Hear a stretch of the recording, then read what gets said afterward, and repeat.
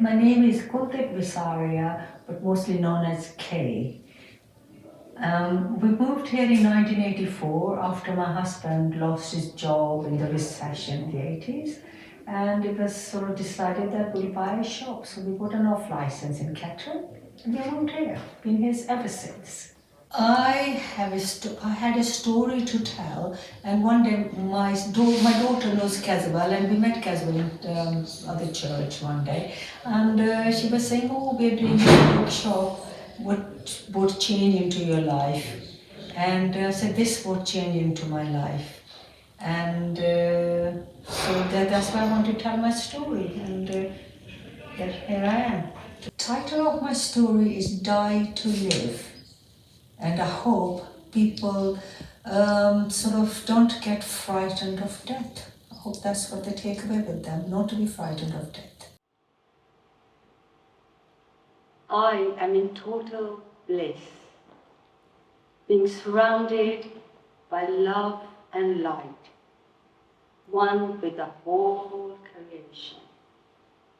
That bliss, that oneness, shattered by raindrops falling on my forehead. I opened my eyes to see my mother's distressed face, her tears raining on me, sitting on the cold, hard floor, cradling my head on her lap. Apparently, I had come back from the dead. I had died.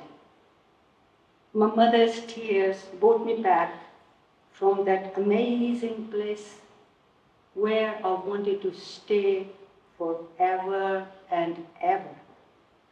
How long was I dead? I have no recollection. I did not want to upset my mom, so we never talked about it again. But things changed from that day onwards. This near-death experience changed my attitude to life completely. My granddad's cousins ran the Sikh temple. At the age of 5, I remember sitting with my granddad as they handed out blessed food to the congregation. I held out my cupped hands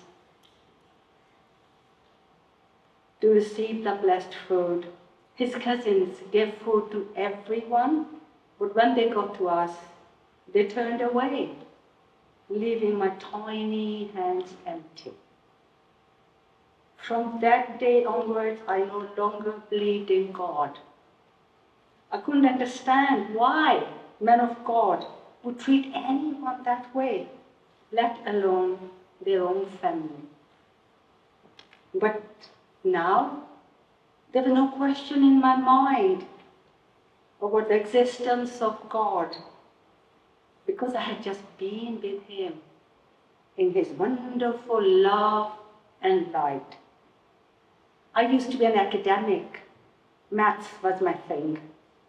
If I didn't get 100% in the tests, I would be upset for days. But now, I couldn't care less about academia. I had become a dreamer, spending most of my time writing poetry and remembering that beautiful place of pure love. Suddenly, images started appearing in my mind and wouldn't leave me alone until I had painted them out. I had never held a paintbrush, so I had to learn how to paint in order to get these out of my head. The images appeared hard and fast. I was like a demented person, couldn't eat, drink, or sleep until each image was painted out. This continued from 1968 to 1998. I ended up with a set of 30 paintings over the span of 30 years. In 1994, I had just finished one of these paintings called The Three Erupting Volcanoes. As I put my paintbrush down, my daughter came running in, all excited, and I said, Mom, your painting's on TV. I rushed to have a look at the news, and Mount Etna was erupting right in front of my very eyes. I couldn't believe what I was seeing. A painting had come to life. 2 other volcanoes erupted in other parts of the world around about the same time. I started looking back at my paintings, and their titles like Leaking Atmosphere,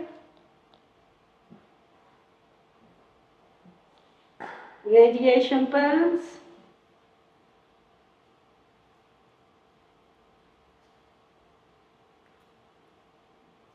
Bushfires, Displaced Humanity, Confused Survivors, Soul of the Earth Praying to be Saved, and Melting, Melting, Melting. And I realized that this was all happening right now with the Earth, the leaking ozone layer and different weather patterns. Were these psychic paintings? I looked back at my earlier paintings from the 60s and 70s with titles like Trees in Spring, Blizzard, Thunder, Lightning and Butterflies, Loneliness of Childhood, Earth Suffocating in Pollution, SOS, Help, Planet Earth Calling, Help. Was this the past I had painted? I hope not, as the images that had started appearing in the late 90s were bleak indeed. I almost didn't want to paint them. Was this our future to be? If I didn't paint them out, could I stop it from happening? Or did we as humans need to change to stop this future that I kept seeing? The titles of the paintings of the future scared me.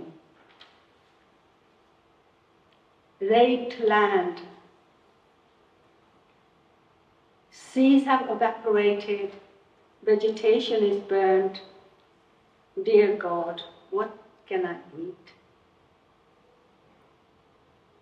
Still as death, nothing lives in the water. 2 survivors, a tree and a ghost of mankind.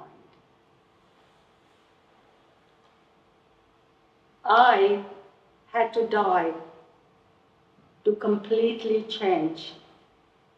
Will humanity have to die to make that change too?